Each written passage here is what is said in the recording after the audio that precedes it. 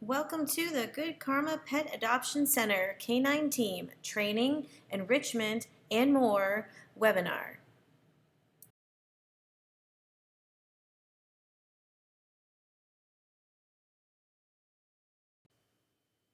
We know that when pets arrive at the Pet Adoption Center, they've already been through way too much.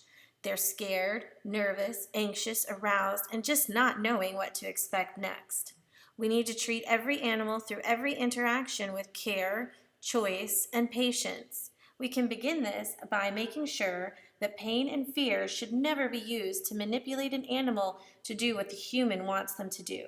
We need to ask the animal to interact with us and never push ourselves or our desires on the animal. We need to listen to what an animal is saying through body language and vocals. We need to respect their right to be who they are in the moment.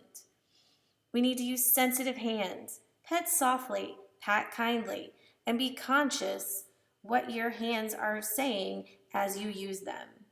And definitely always, patience and understandings will get results in a safe and respectful manner. It may take an hour and 1,000 baby steps, but if it is the animal's choice, rewarded with sensitivity and positivity, it will happen again and a little easier every time. We use the humane hierarchy when we meet a new dog or see changes in a dog we already know to ask questions in a specific order to create a proper training plan. First, we ask about medical issues. Then we ask about changes in the environment. Then we ask about what the owners are doing for management. These things are all considered antecedents, the thing that happens before a behavior occurs or motivates a behavior to happen. As we consider these things, we try to use a training plan that firstly uses positive reinforcement to create good habits and new skills. We also use classical conditioning to create positive association with environmental stimuli and things that may be a little nerve-wracking to a dog. We then use negative punishment. It sounds bad, but negative means taking something away, and punishment is a consequence. So, if you're jumping, I'm going to take away my attention until you can sit down calmly, and then I can turn around and pet you. Last but not least is negative reinforcement and positive punishment. Please note the positive punishment is the addition of fear and pain in the attempt to get a dog to stop a behavior. Sometimes these behaviors are actually appropriate behaviors like growling, which is considered communication and should be listened to. We can create other behaviors or make behaviors worse by using positive punishment and negative reinforcement.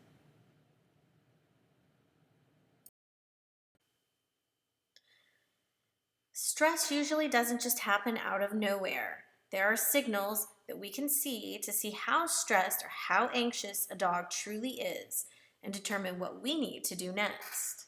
First, it starts with displacement behaviors like sniffing and scratching the ground. Then calming signals like yawning, lip licking, looking away, turning away, or moving slowly.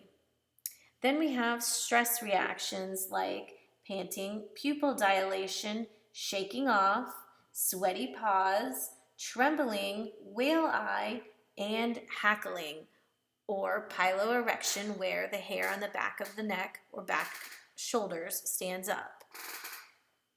Then we have focus, loss of calming signals, a tight closed mouth, and a freeze where the dog's body becomes stiff and frozen.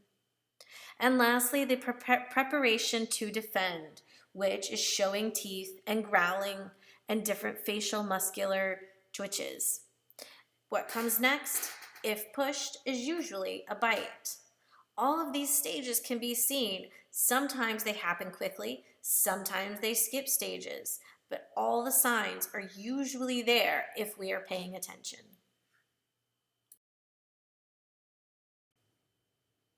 How dogs learn is fundamentally the same way children and other animals learn as well.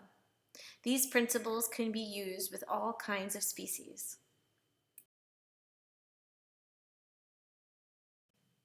And here we are to the ABCs of the basic learning of behavior for dogs and sometimes small children. So we start with antecedent, the thing that happens first, the motivator, the thing that happened right before the behavior. We have the behavior, the action or reaction to the antecedent. And lastly, the consequence or circumstance, the end result that is reinforced by the addition of something good or punished by something being taken away that was good, or perhaps the feeling of being happy and safe. These things are the basic steps to the creation of every behavior.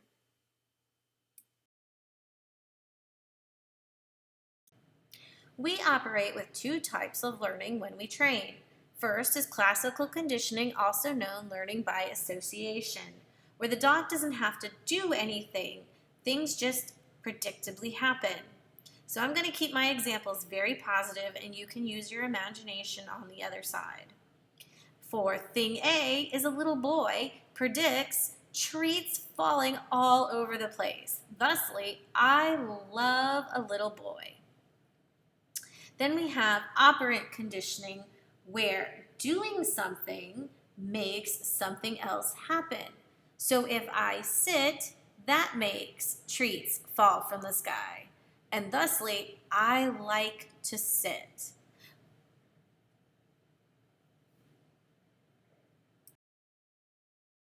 Learning by association. Look at the next few pictures and see how they make you feel. Are your experiences with those things good, so-so, or not so good?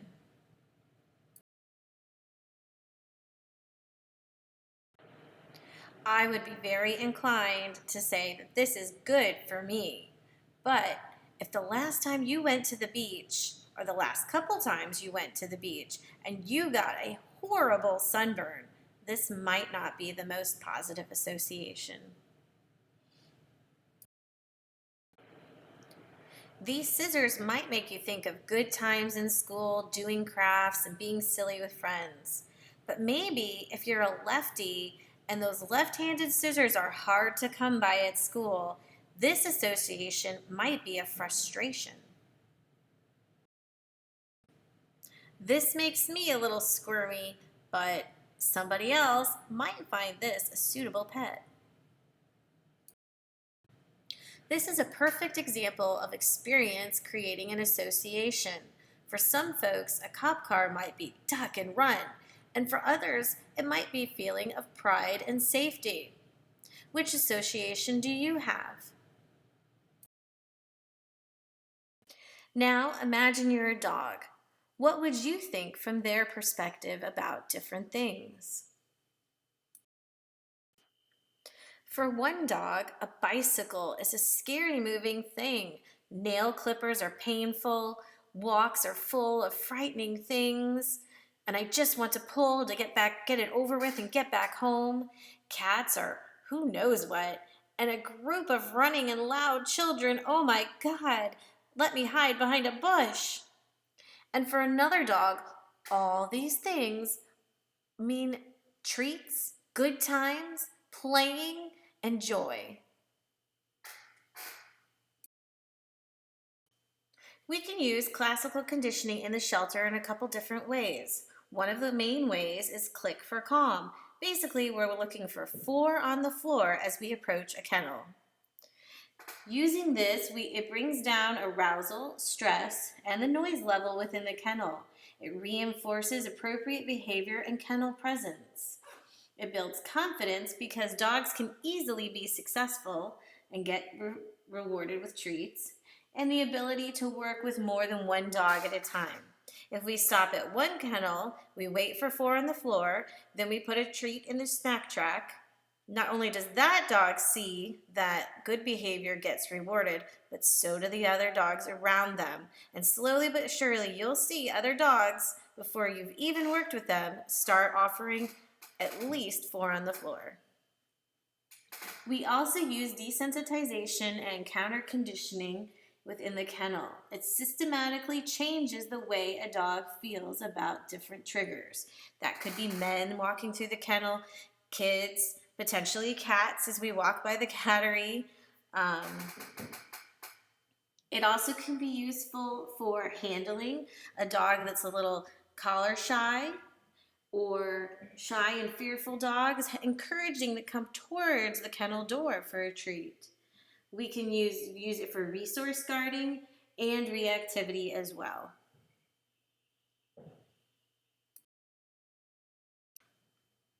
Learning by consequence or operant conditioning. This is where if I behave this way, then this happens. So if I sit and remain calm, I'm going to get a treat. If I jump or play bite, then my owner's probably going to walk away. So I'm going to do my best to behave accordingly for the best end result.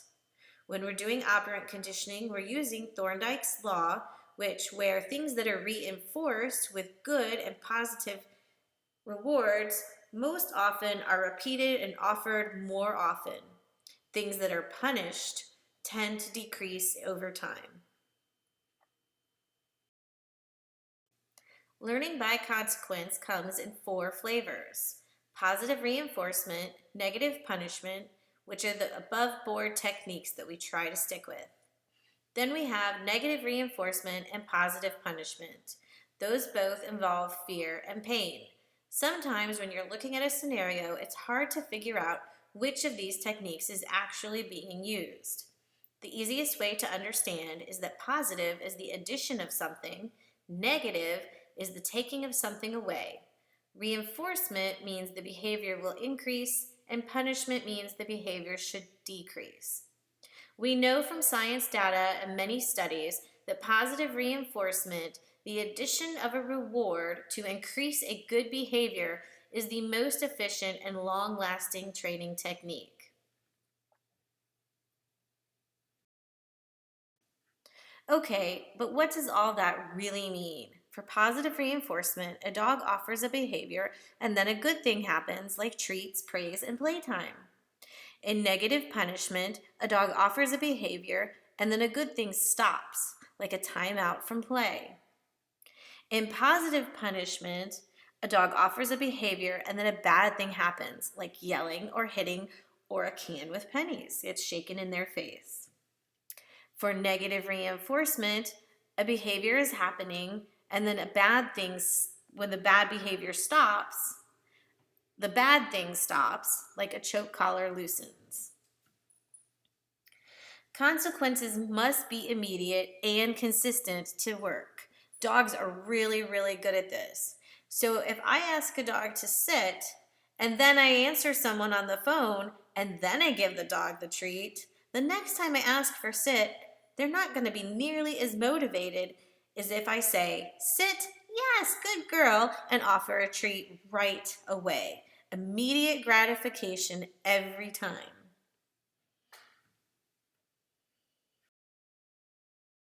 What is reinforcing for a dog? Some things like food, toys, play, praise, and just getting to be around their people.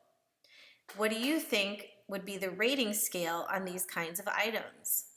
Well, in fact, there have been several studies done to find out what is the best reward possible. And I bet you can guess 95% of dogs, food is the #1 reinforcer. Play is often next, and then petting and their people are third.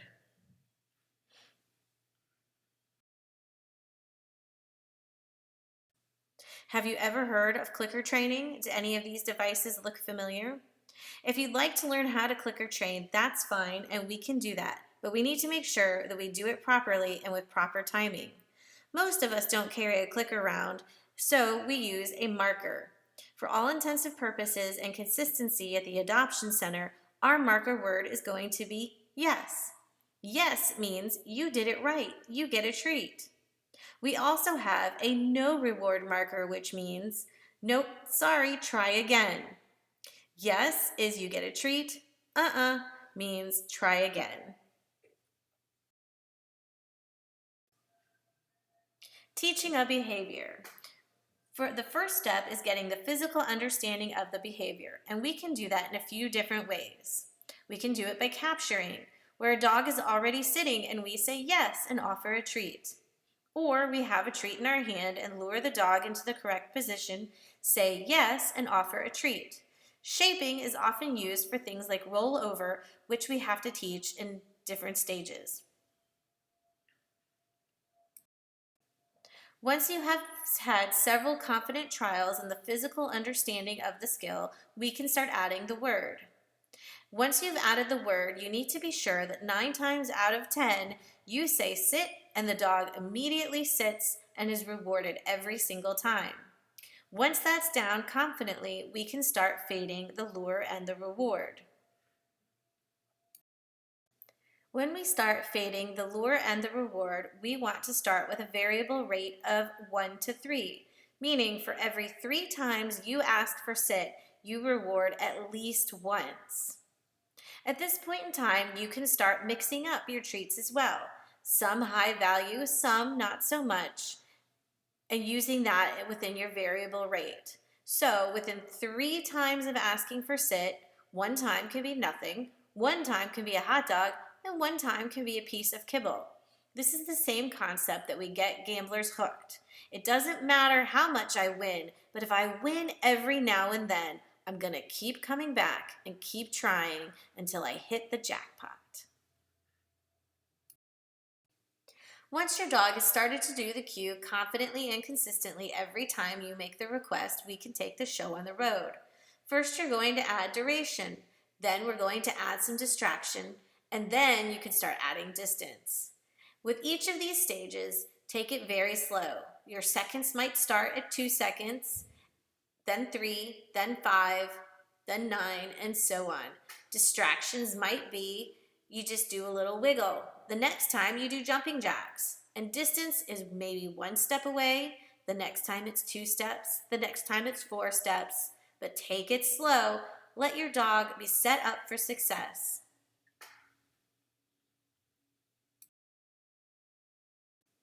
At the Adoption Center, we want to help our pets be as adoptable as possible and stay in their forever homes. So we're going to try to teach as many of these skills as possible. We'll start with foundation skills, things like eye contact and a nose touch to the palm. Good manners are something everyone's looking for. Polite greetings, 4 on the floor, rules of tug, and an automatic sit or down.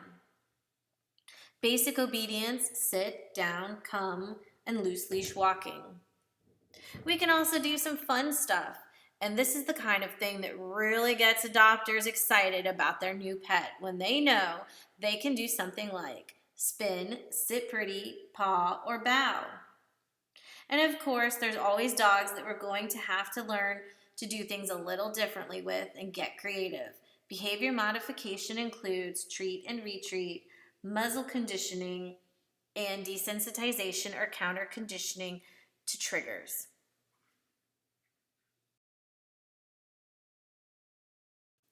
Using objective language when considering the behavior of a dog is crucial.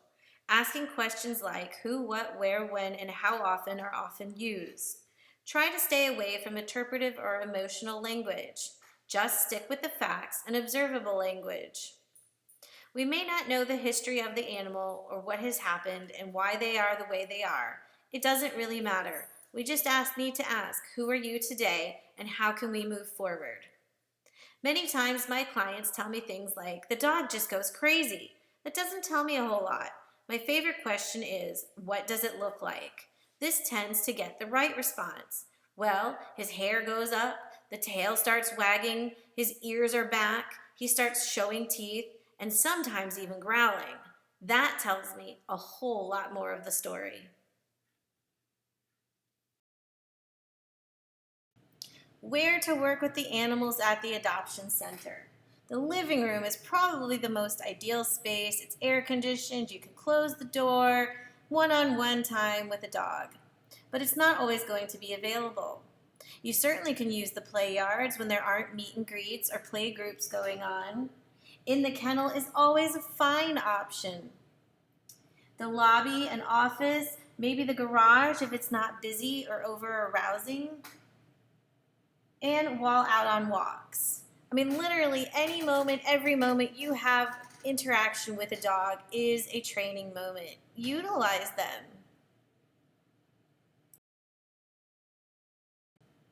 And play groups for enrichment. This allows the behavior team to get more information about a dog, how it interacts with other people, how it interacts with other dogs, how well it listens while highly aroused. It also gives a break from the kennel and reduces stress, and it provides an opportunity for a dog to just be a dog. We aren't always going to be able to do playgroups because of the weather, be it rain or heat, etc. Sometimes the yards will be used possibly for training classes or meet and greets. We're going to try to do them as often as possible. If you'd like to be involved with playgroup, it's going to require a little extra training just so you understand what you're looking at and how to have defensive dog handling. Safety first. Evaluations. Evaluations are a great time to practice reading body language and understanding dog behavior. It's a great way to meet a dog as they're coming into the shelter, and it's also wonderful to have more than just one set of hands during an evaluation. We try to use a holistic evaluation that looks at all aspects of a dog's life. Sometimes evaluations seem a little intrusive, but frankly, that's the point. We need to know what the dog can handle and tolerate. Like with playgroups, evaluations will take a little bit of extra training.